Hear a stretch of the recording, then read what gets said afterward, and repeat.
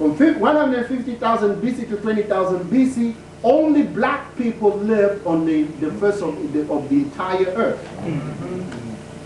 And that the ancestors of the white race appears only in 20,000 BC. Right.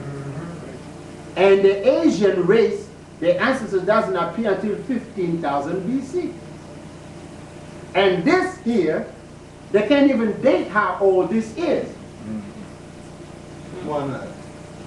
Because so old that history has not recorded this yet. Right. Because it goes before the history that white folks declared as a starting. Huh? Because it goes before the history that white people declared Yes, as the because beginning. it goes before the history that white folks have recorded. So That's why I say recorded history. it's not. And recorded history, whose recorded history we will study? Caucasoid recorded history. Right. Okay. Now, what kind of technology the ancestors had that they used to draw this map? And technology, by the way, is the key. So the Honorable Elijah Muhammad was All right. correct and exact. Huh? They were using Gaga. Well, Information was there. well, you see, well, let me just drink some water for 2 minutes. But we're going to change the tape? Let me just say this, that most of our elders have written history. And we study from their history. Right.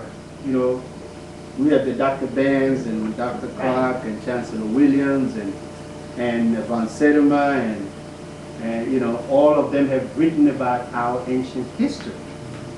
Now that ancient history should begin to give us an opening into understanding ancient technology, understanding ancient sciences, ancient mathematics, and putting it in terms of timeline. Because if our elders have written and said that Greeks had no philosophy, that they stole from us, right? That right then tells us something about where, who wrote and mapped the earth before history. Right. You understand? So now we can put a connection between the history that is taught to us by our elders, Right. and then this information that is taking us beyond Egyptology.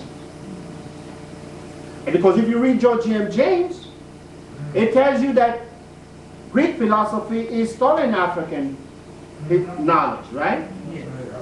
Now, do you know when the first Greek philosopher was born?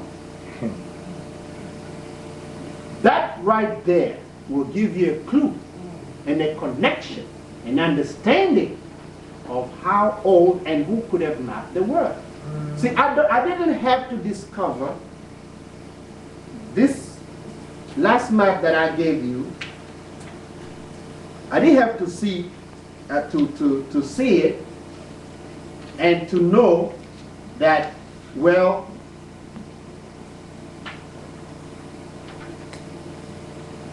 I didn't have to see this map, right?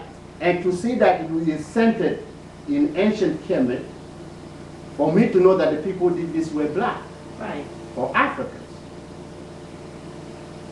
All it took is for me to remember what we call today Greek philosophy, by the way, which is what Western civilization is based on.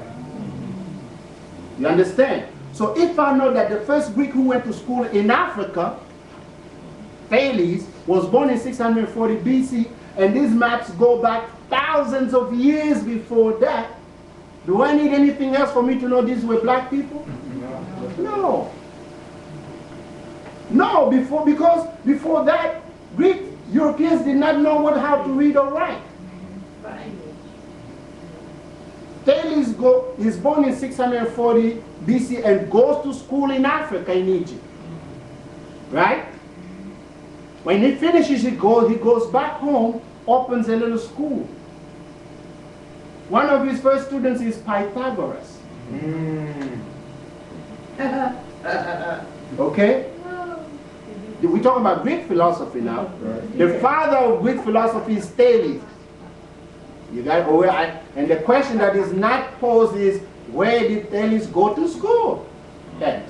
Who taught him? Did he just wake up and he knew everything? Thales went to school in Africa. When he goes back home, he opens a school. The first student is Pythagoras. After he teaches him for a few years, he said, look, I've taught you all I know. If you want to go back, you want to continue studies, go to Africa. Pythagoras goes to Africa, where he's going to spend 22 years. When he has to undergo, one of the things he has to undergo is circumcision. They have to cut him up because he was uncircumcised. And in Africa, if a man is uncircumcised, you are still a baby. And they can teach you knowledge. Oh, drop it, brother. All right? So he had to be circumcised as a grown-up man before they teach him. Again, this is a history that I learned from my elders. Believe, white folks didn't teach me this in school. So now that I have all this information, then I can hook this technological and scientific information with history for me to have a total view of the legacy that we have, that our ancestors left for us. And so, talking about technology, we think that our ancestors didn't have the technology. Well, or that's what they tell us, right? Right. Well, how do you think It's impossible. that they built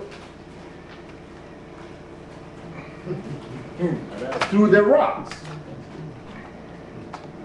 How did they, what, can you carve a solid rock With a chisel. and build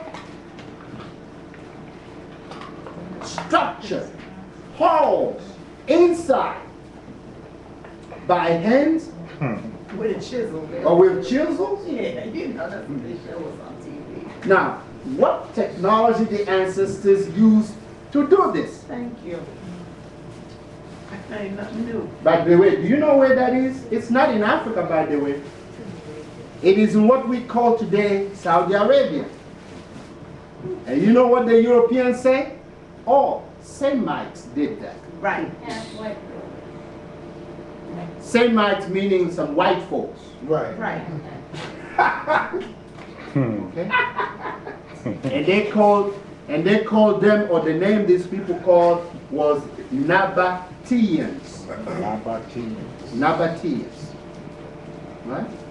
Now, see, there's something very strange sometimes with history and with what the ancestors left.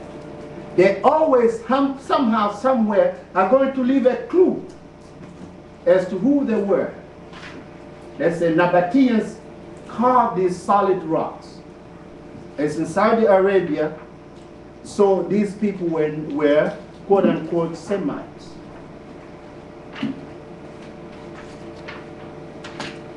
And believe me, they did some carving. That's another edifice. You see the rock, solid rock? It's the entrance right there. And then you have another one here, so you have to go through to get into the different chambers inside the solid rock. And you know what has happened? Arabs, white Arabs, and Europeans, always when they find these things, they give their own names on them.